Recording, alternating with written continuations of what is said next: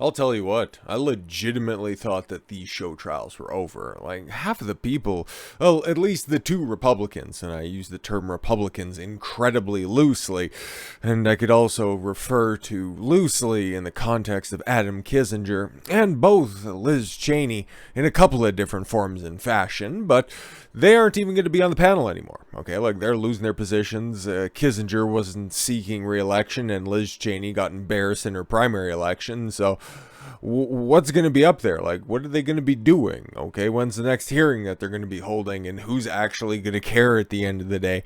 But maybe the next time that they reconvene with all of this nonsense, people might be paying attention because they just decided to pull the nuclear option on this. January 6th committee votes to subpoena Trump. Why? Why would you do this? This is going to be the biggest self-own in the world. Okay, cool. You get Trump there. He just comes out and he does his rigmarole. He doesn't implicate himself any further. You ask him a bunch of questions. He decides to either clam up and not answer or just dunk on everybody that's down there, make an entire mockery of the already very mockable situation, and nothing is really gained. Like, I don't know what you're going to be doing because you can't really hold him in contempt of court because this is just a show trial after all with a nice big projector in the background. What are you going to do? What are you going to do? He's already been impeached twice, and for an offense that we're going to be drawing some correlations to just in a second with his successor and hopefully his predecessor as well, God willing. But I don't know what they're doing here. This is buck wild. House January 6th committee on October 13th voted to subpoena former President Donald Trump over his role for the events of January 6th. Cool. You couldn't implement, or you couldn't, implicate him, couldn't indict him, you couldn't charge him with anything when Capitol Police Department went over it, when the alphabet agencies went over it, when he went through the impeachment trial once before. But now, all of a sudden, you just decided he's got a role in this. Because we can't quite figure it out. Because we can't charge him with anything. Like, there's no laws that he broke, and we've proven this over and over and over again. But we still really want to make him testify, right? Like, we want to get our little sound clip out there. We want to get our little 30-second clip that the mass media will just run with. And then the people who hate Trump will continue to repeat it over and over again. And then everybody else will just sit back and laugh and wait for the announcement for when he's going to show up. Like, you're not going to be changing any hearts and minds here. It's an already Democrat panel. All right, some of the most rabid Democrats that are up there. You got big old pinheaded Adam Schiff. You got Bennett Thompson, who's one of the dumbest fuckers to have ever walked the face of the earth. Jamie Raskin, who's still big butthurt about, failing with his impeachment attempt. Like, there's nobody who's going to be on your side on this one. And if it takes a while, like, I don't know if they're going to be doing this real quick or they're going to be pulling this subpoena, but if they're going to be doing it right before the midterm elections, it's not going to be a good look for you because everybody that Trump's endorsed so far, I think he's only lost, okay? And it's mostly due to that goofy ranked vote choice system, okay? Especially the way that it undercut Sarah Palin in Alaska there for that empty vacant House position. It's like, that shit's fucking weird, but you put Trump back there in the spotlight, back in Washington, D.C. It's not going to work out the way that you think it's going to, okay? Because mass media, their influence, we've all been saying this over and over again, like, it's dying, okay? And the way that they continue to spin this stuff, like, they don't trust you, okay? You gave them reasons, specific reasons. One of the biggest red pills that should be out there for most people over the past 2 years, and the fact that all of those narratives surrounding that have kind of fallen to the wayside and completely unraveled before everybody's eyes. You're going to go back up there and say Orange Man bad, his 4 years in office was worse than what we're currently going through right now. Most people, most honest people who don't have a terminal case of TDS are going to reconcile 2018, 2019 with 2021, 2022, and they're just going to go, no, I was doing a lot better back then than I am right now, so why am I supposed to hate this guy? Because things were better under his control, as opposed to somebody who I'm supposed to be casting a ballot for, at least his representatives in Congress. Yeah, I don't fucking think so. This shit ain't gonna work. I don't know what the hell you guys are doing. The resolution was submitted by ranking member Liz Cheney. She's a Republican, guys. Sure thing. Was passed by the committee unanimously in a vote 9-0. Our duty today is to our country, our duty and our Constitution. We can act now to protect our republic. So this afternoon, I am requesting that the chairman issue a subpoena to the documents and testimony of Donald Trump, President Donald Trump. Don't you forget that part.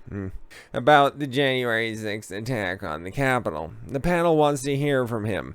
Chairman Bennett Thompson said ahead of the vote, why'd you even bother with the vote? And why do you guys even bother wasting more taxpayer dollars? Nobody gives a shit about any of this fucking garbage now. Okay. After presenting the motion, all 9 members of the committee voted to take the almost unprecedented step of subpoenaing a former president. Yeah, it's Trump. They don't even refer to him as president. They would just like to wipe that off of everybody's ledger because, yes, the outsider snuck in for a moment because you motherfuckers got way too arrogant back in 2016. Sucks to suck, I guess. The move will doubtless inspire legal challenges from Trump's attorney. I don't know. I don't really know because he was in negotiations to maybe go down there. So was Pence and a whole bunch of other figures as well. None of those have materialized. And Trump was seen, what was that, like a month or 2 ago, just stopping by Washington, D.C., seemingly unannounced for some meetings or some shit like that, because he definitely wasn't going back to some of his old favorite corner stores or whatever the fuck was down there for. He played a round of golf, and it's like, okay, cool. But he was also going in and out of a couple of buildings, so who really knows? Was it involved with this trial, this toothless committee of losers? I don't know. It's tough to say. Nobody really knows about it. It just came and went. But to say anything in regards of Trump is unprecedented. Therefore, they're not going to do it? Come on now. They raided his home a couple of months ago. Haven't heard fucking word one about that in a minute. But anyways, there are only a few instances in history of Congress subpoenaing a president. Oh, okay. In the 1840s, President John Quincy Adams and John Tyler, were subpoenaed for information on intelligence issues, but the subpoena ultimately went unanswered. The same occurred in the 20th century when Representative Joseph McCarthy attempted to bring former President Harry Truman in for questioning by the House Un-American Activities Committee. Oh, that's the one where they rooted out all of the communists from Hollywood. Yeah, not quite. Take a look at what the name of the committee is and then understand the broader context of that. You might have a better understanding of history. Anyways, like the case of Adams and Tyler, the subpoena was ignored. Ultimately, the subpoena against Trump could come to naught by simply expiring. No, look at what they did to Steve Bannon, okay? The motherfucker's facing like a year in jail, okay? Same thing with Roger Stone.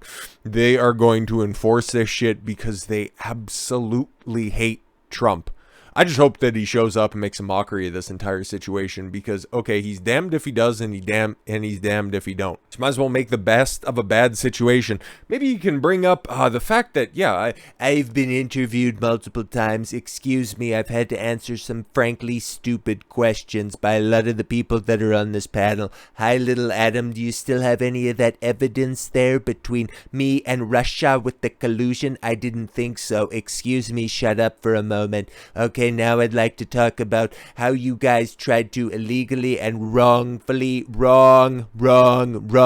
try to impeach me the first time and I beat it, okay?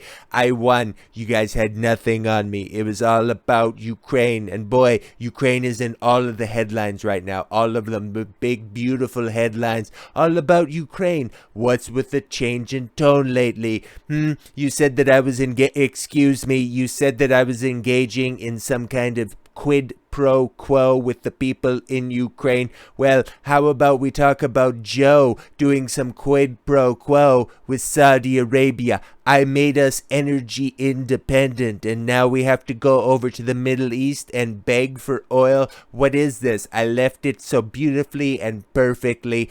We had a huge amount of natural resources at our disposal. I can't continue to do that. That takes a task on my voice. Anyways, Saudi Arabia rejects the White House criticism of oil output cuts, say the U.S. asked to delay until midterms. Yeah, about that, right? Because that would have ended up jacking, okay? That would have absolutely sent gas prices, energy prices heading into the winter through the fucking roof if OPEC just decided, yeah, we're just going to start charging things to reflect the market a little bit better. So Joe placed a couple of phone calls, allegedly, allegedly, actually, we got this follow-up, so I can't even, ignore it at this point. The White House confirmed it. We'll see what their spin is on this one. But our guys over here calling up sheikhs saying that, can you just hold off? Just hold off until about mid-November, man. Hey, you can raise the rates how you want, because I'm not up for election for a little while, and I'll just have to wait and see if I can run again in 2024. We can work out a deal, man. I'll come over. I'll bring my son. He got killed in Iraq or something. Saudi Arabian government on Wednesday night rejected White House criticism over a decision by a cartel of key oil-producing countries to cut production of much-needed resource and confirmed that the Biden administration requested its delay until after the U.S. midterm elections. Saudi Foreign Minister Prince Faisal bin Farhan Al Saud, I think I might have just issued a fatwa right there, also accused the United States government of attempting to distort the facts about the kingdom's position on the Russia-Ukraine war. Yeah, because of course, it's not like Uncle Joe's not trying to blackmail somebody into a position. It sure would be a shame if some of your refineries exploded. Did you hear about that Nord Stream pipeline? Wow, that was crazy how that happened. Anyways, we'll talk to you back in November. Bye now. On Wednesday, White House National Security Advisor Ned Price. Why can't the Saudis have a nice easy name like Ned Price? Anyways, denied reports that the Biden administration officials had requested the Organization of the Petroleum Exporting Countries, OPEC, plus. Yes, everything's got a plus nowadays. This one's just a little bit less degenerate. Delay its decision to cut oil production until after the midterms. But we know, in fact, that is patently false. White House confirms the Biden administration asked Saudis to postpone oil cuts until 1 month after the midterms. Yeah, because we need to scare some people into voting Democrat. Oh, you just need to vote for us because we care about the climate and we're doing things. See how much the gas prices have gone down? That's all because of me. Not mentioning the fact that when you assumed office, gas prices were like 2 and some change, and now they're still averaging about $4. Congratulations, you did a good thing. They're no longer $8 a gallon. They're down to $4. You've still doubled the price that you had, okay, when you took office in January of 2021. You obviously remember that time and date because you have all of your counterparts in the Democratic Party still dragging up that time frame over and over and over again. Let's get to what the White House was saying on this one, or at least what the spin merchant was saying. The Biden administration confirmed on October 13th, the same day that they subpoena Trump to grab all of the headlines. They say, we're working with the Saudis and we're trying to work something out. Don't worry about it, though. It's all fine. Don't worry about it. It's totally cool. We have open conversation all the time. That it asked Saudi Arabia to delay an OPEC vote to cut oil production until its next meeting, which comes after the 2022 midterm elections. Fucking weird how that shit happens. Just coincidental, I'm sure. We presented Saudi Arabians with analysis to show that there was no market basis to cut production targets and that they could easily wait to the next OPEC meeting to see how things developed, National Security Council spokesman John Kirby said in a statement. They sent the man out there because they didn't trust gay black lady to deliver that? Interesting. He didn't openly or directly say that the White House had sought to have Saudi Arabia, a key member of OPEC, delay the vote until after the midterms, but according to OPEC's website, the organization's next meeting is scheduled for December 4th. Yep, everything will all be counted, you'd think, a month after the midterms, because November 8th is when it's all supposed to go down, and then all of the energy prices for the winter will just magically, right before Christmas after all, so make sure that you get the new high-efficiency lights for your Christmas tree, or maybe just go back to old candlelight in order to celebrate the fucking holidays, because he's just delaying the fucking inevitable. What an old hunk of shit. Who knows, hopefully that'll coincide with Joe Biden's resignation. Oh well, a boy can dream. So with all that said, thank you all very much for the gift of your time. I've been Don Consuelo. I want you to follow your gut and get after it. Take care, everyone.